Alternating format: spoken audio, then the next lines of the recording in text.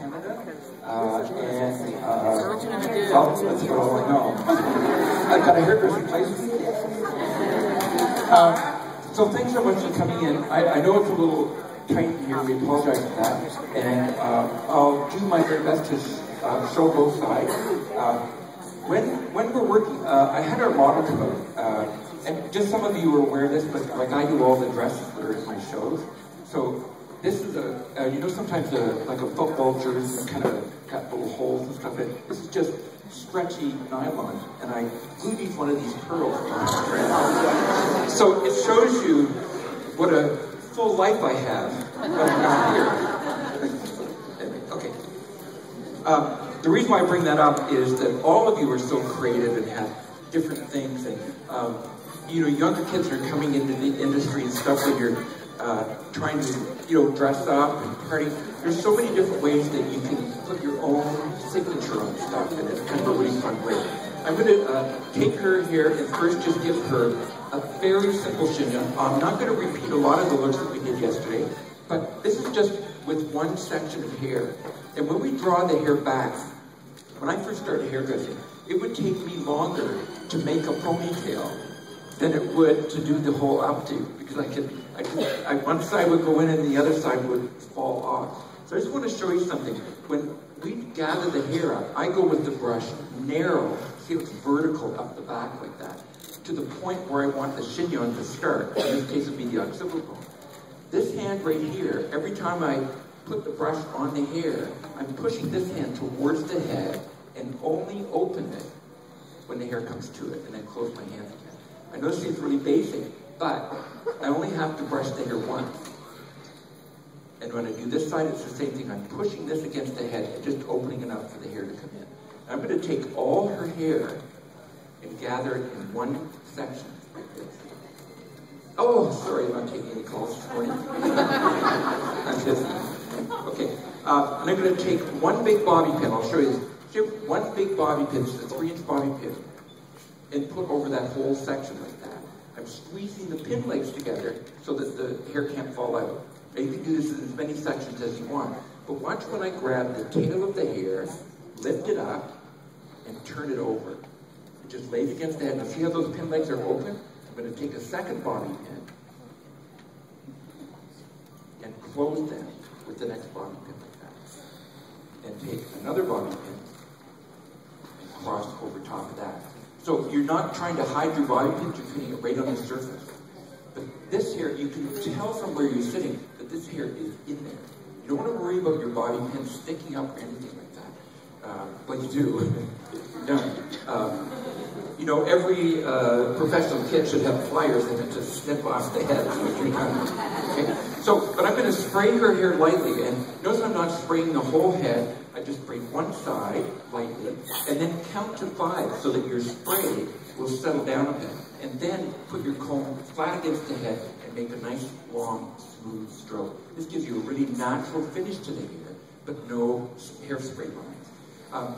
You know, we get excited when we're working. We have a tendency to spray at the hair like that. I always spray along the side of the hair like that, so that it just gets a light mist. Count to 5, 1, and then groom that over, and the hair has a nice natural appearance, and your spray will work really well. I'm using Recipe Sexy today, their pink hand spray, and one of the reasons I like it, and look for this kind of thing when you're looking for a spray, is that when I spray the hair, you see how that mist lifts up?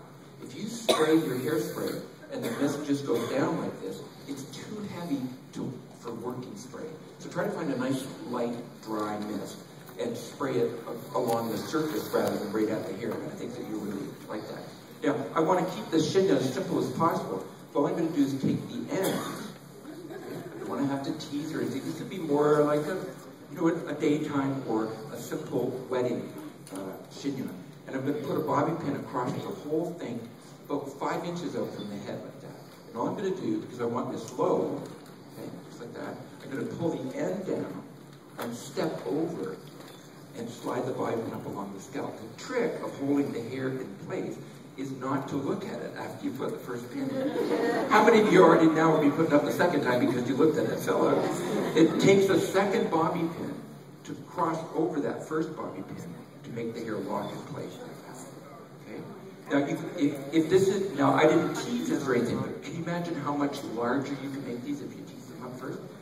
If the hair is floppy or sort of not doing what you want, take a series of bobby pins and stick them straight into the head like that. I always look at each panel that I'm working on as a wall. So when I put the bobby pins in, it's like nails that you're putting in to hang pictures on the wall. And if the client acts up, I bite one of the little nibs off the end. A beautiful little scab shows up the next day, and she doesn't know this is. Okay. But she doesn't really need this, but you see how if I press this bobby pin down, it slides right up against the scalp.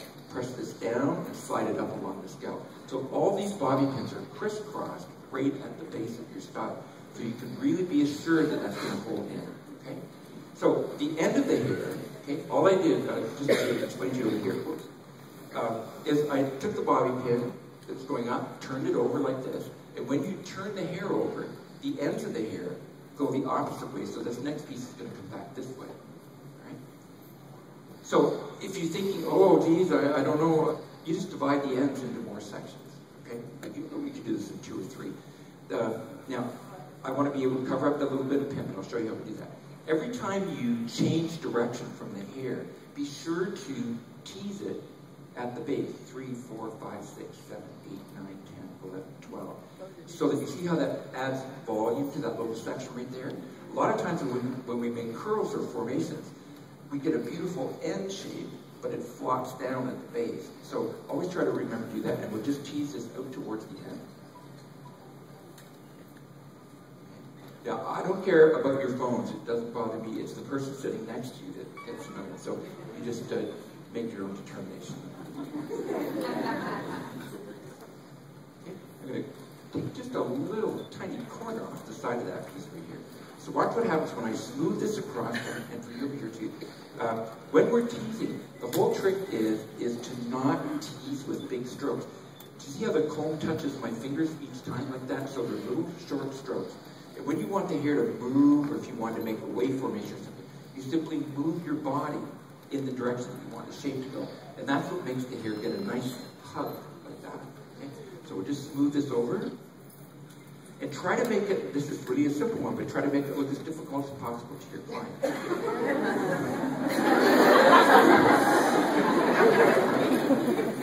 So when I take that shape over to this side, I'm putting a bobby pin on. Now, just watch the bobby pin. There's no big trick. The bobby pin turns over 1/2 a turn like that. So I'm going to grab the end, turn the pin over, step forward, and slide that in. Hold on to it. We all do this. It doesn't do anything. It's part of our flair.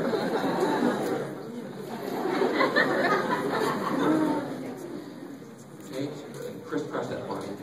So here's the thing. If you've never done an updo, or you're nervous about it, or you just don't like doing it because it's too much stress, it feels too stressful, it's just remember that if every time you pin, I always press the hair up and pin up. Press up and pin up. If you get snags to your updos where you don't want it, it's strictly because you're putting a pin on, like let's say this for instance, putting a pin on the hair, like that, and then you're pulling it down, and when you slide it up, it looks dated somehow, right? So here, just think about this. See how the pin is up? It only goes up from that point. See how there's no bringing it down again? And that's what makes the hair hug against the head really nice, okay?